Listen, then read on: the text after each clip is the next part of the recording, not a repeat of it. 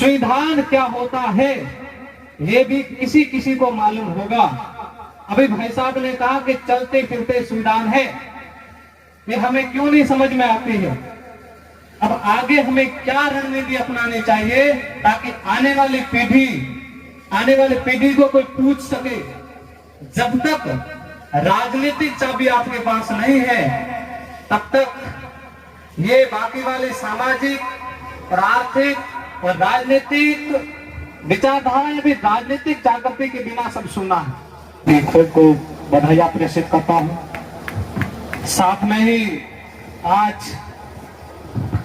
चुनावी माहौल बीत गया है। चुनावों के बाद जो कोई सभा रखते हैं या तो वो जीते हुए रखते हैं या वो जिसका जमीर जिंदा होता है या फिर वही रखते हैं। परिणामों की हमें कोई चिंता नहीं। परिणामों की चिंता करे बगैर 56 कौम के समान में उनके मान सम्मान को बनाए रखने के लिए मान स्वाभिमान के साथ कोई खिलवाड़ न कर देने के कारण ये सभा रखी गई है। इसलिए आप सभी का मैं दिल की गहराई से स्वागत, अभिनंदन और इस्तकबाल पेश करता हूं।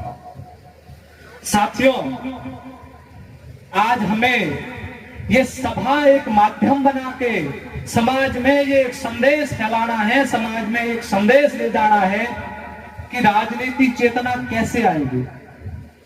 ताराराम जी मेहना ने देश के साथ साथ विशेषकर बाड़मेर, बालोतरा, जैसलमेर में एससी और एसटी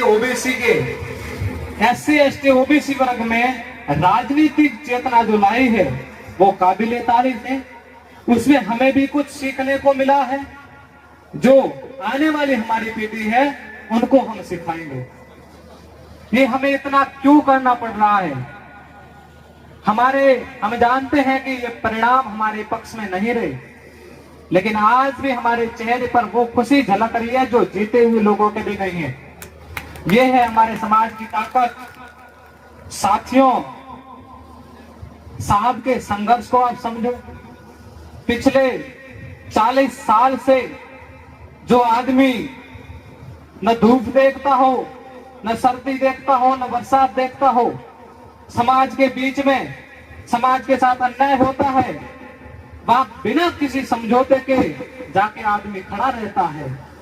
उसके साथ अगर हम कंधे से कंधे मिलाकर नहीं चल सकते तो मैं कहीं ना कहीं समझता हूं कि हमारे स्वाभिमान या हमारे अंदर जमीर के साथ कुछ न कुछ छेड़छाड़ हो रही है। साथियों, हमें पता है कि हमने इस चुनाव में अलग अलग कैंडिडेट भी देखे जिनकी भीड़ बहुत थी। हालांकि हमारी भी भीड़ कम नहीं थी, लेकिन मैं जानता हूं कि कुछ कमियों की वजह से कुछ विचारधारा न समझने की जगह वो विचारधारा समझ पाए जो दूसरे कैंडिडेटों में नहीं है। आज आप देख सकते हैं जितने सांसद जीते हैं उनमें से संविधान क्या होता है ये भी किसी किसी को मालूम होगा। अभी भाई साहब ने कहा कि चलते फिरते संविधान है, ये हमें क्यों नहीं समझ में आती है। अब आगे हमें क्या रणनीति अपनानी चाहिए ताकि आने वाली पीढ़ी को कोई पूछ सके।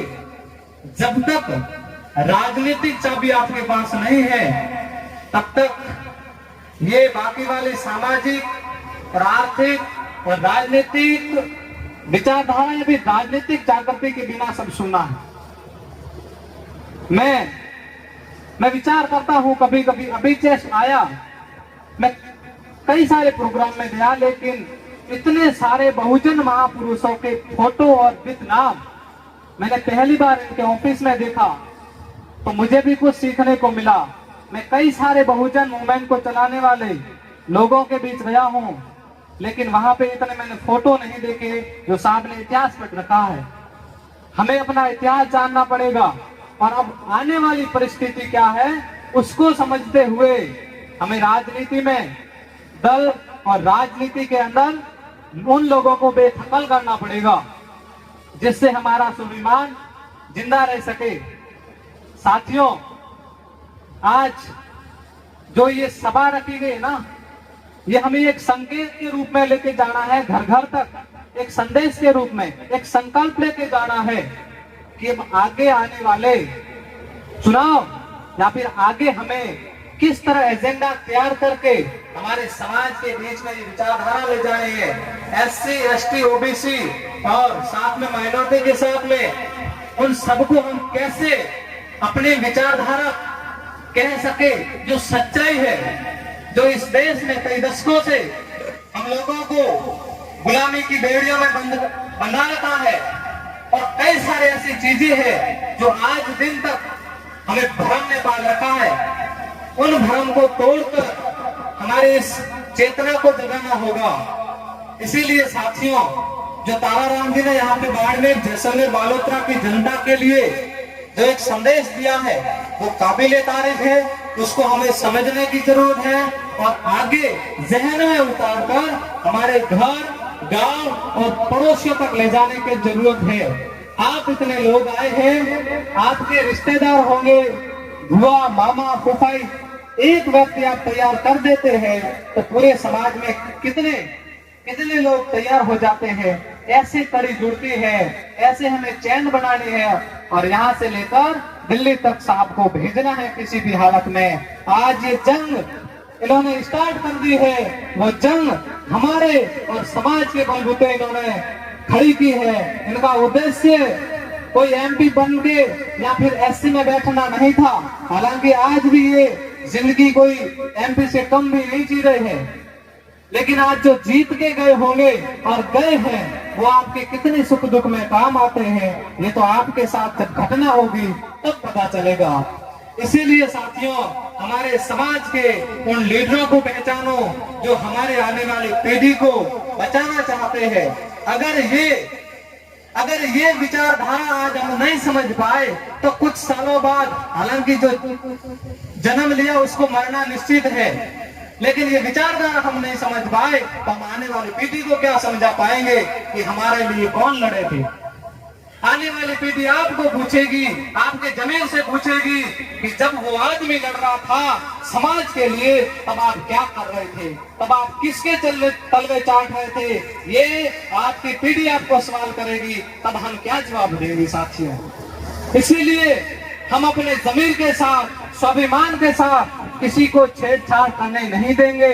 हमारे आज भी बहन बेटियों के साथ इतना अत्याचार होता है, यहाँ पे तो मूछ रखने पर हत्या कर दी जाती है वहां पे, लेकिन आप विचार करो, ये संविधान के लागू होते हुए भी आपके साथ ये घिनौनी हरकतें हो रही है। तो मनुस्मृति लागू थी, उस समय आपके क्या हाल होंगे, पूर्वजों को क्या हाल थे। आज हम यहाँ तक आए हैं इन लोगों की वजह से। उन लोगों को पहचानो और डॉक्टर अंबेडकर का अब संघर्ष भूलो मते। और अब डॉक्टर अंबेडकर तो नहीं है, लेकिन उनके सच्चे अनुयायी जो अंबेडकरवादी है, नकली अंबेडकरवादी नहीं, जो ये अंबेडकरवादी है, अंबेडकरवाद का मतलब होता है सबको साथ लेके चले। तो ये ताराराम जी साहब सबको साथ लेके चलने वाले ऐसे हैं जो हमें सबका इनका साथ देना चाहिए, समाज को साथ खड़ा रहना चाहिए। और समाज के कहने पर ही साहब ने ये चुनावी जंग लड़ा था, ना कि अपने बलबूते। ये हमारे समाज से और हम ही इनको जिताएंगे। ये आज इनको हम भरोसा दिला के जाएंगे और संकल्प लेके जाएंगे कि आने वाले समय में हम इनके लिए दिन रात एक करके मेहनत करके इनको दिल्ली तक पहुंचाना है, उस संसद में जहां पे हमारे अधिकारों की बात हो सके।